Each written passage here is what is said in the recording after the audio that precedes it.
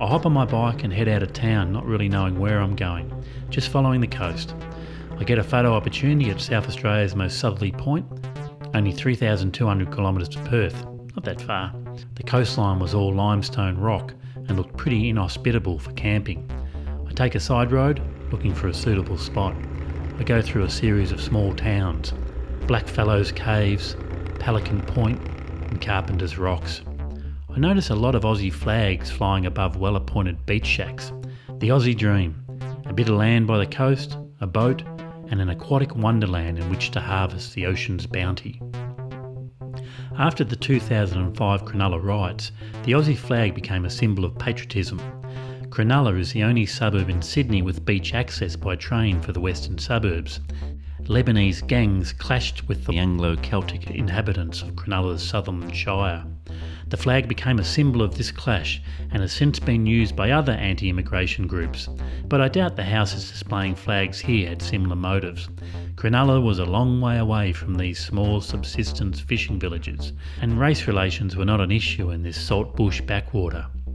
I find a camp near Carpenter's Rocks and set up early to allow my gear to dry. I visit the local pub, but only have one pint. It was newly renovated, had no real character, and the locals kept to themselves in a tight huddle at one end of the bar. The next morning I went up on the foreshore and took some photos. Prime real estate, right on the beach. Most of the houses were fibro shacks, but a few had the look of cashed up retiree dwellings. A woman walked out of an impressive bluestone building that had a spire roof like a church. We got talking. She was interested in my trip. Her husband had a BMW, but was now too old to hold the beast up. We talked lobster prices, $95 a kilo off the boat. I asked her if there was anywhere I could buy one local. She said I'd be hard pushed, unless I knew a local. She seemed to enjoy the chance to talk and ended up showing me her veggie garden, which was impressive given the sandy soil and salt air. I bid her a wave goodbye and headed towards Mount Gambier. My morning inspection revealed a bolt had come loose on the cross brace supporting my 30-litre tank, so I needed to find a hardware shop. I took a detour to view the Blue Lake and then got my bolt and moved on. I think on this trip I will mainly try to avoid bigger cities. It's not much fun weaving through traffic on a fully packed bike. I make a plan to get to Penola and suss out the chance of doing a promo video for one of the local Coonawarra wineries. I visited the Grand Penola pub, 5:30 p.m. and completely empty. Something's wrong here. The place is immaculate and yet not a soul to be seen. I go further down the road and find another pub full of locals. It's happy hour, so cheap drinks and nibbles on the bar. I sit down next to an old-timer, 85-year-old Ralph. I see he has a hearing aid, so I raise my voice when I speak to him. He, on the other hand, speaks in whispered tones, which made it hard for me to hear a word, particularly after a day of riding without earplugs. When you ride long distances, the wind noise can really lead to fatigue. I must remember to start wearing earplugs. Ralph was a retired mechanic. He told me, "When you get to my age, you're the only one left." He was a good 20 years older than anyone else in the bar, and it was good to see him out and about, a night away from his nursing home room. I decided to ride on after 2 mid-strength beers. The weather was mild, and there was at least 2 hours more light. I ride through the Coonawarra wine region, famous for its rich Terra Rosso clay soil which forms from weathered limestone and provides ideal drainage for grape growing.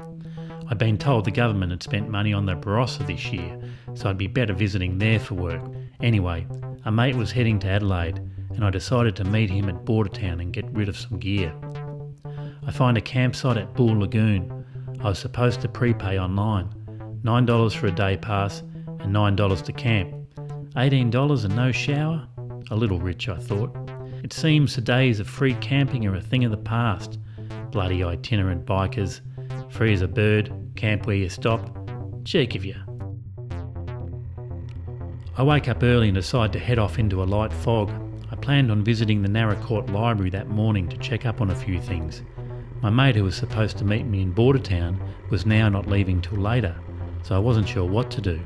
It was a weekend, so do I just hang around and wait? I speak with a friend on Facebook. It's her 40th birthday. I tell her I'm sorry I couldn't make it to a party. I'm 280 kilometres away. She said, I haven't heard a good excuse yet. Alison manages a restaurant at Club Warrnambool, a gentlemen's members club harking back to 1873, a remnant from a time past based on London's gentlemen's clubs. The club still has a private members bar, but now also has a restaurant open for all. I knew Alison would put on a great show, and she was right. A 4-hour motorcycle ride wasn't a good excuse. So I have a bite to eat and hit the road, stopping only at Coleraine for a Big M and a Kit Kat. It was a great ride, everything went well. I was on top of my game, taking every corner with ease, and the doctor didn't miss a beat. The party was a lavish affair and gave me a chance to test out my new camera in low light. Everyone was dressed in suits and dresses.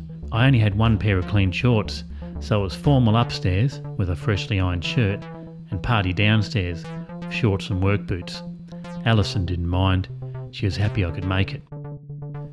There's something nice about a 40th. By this age, people are comfortable in their own skin. They're not out to impress anyone, they know exactly what they like. And Alison, in true form as a natural host, put on an outstanding night. I'm glad I could capture a special day with my camera. I got a text from my brother. My mum had been taken to hospital in an ambulance. Some heart problem after a fall earlier in the week.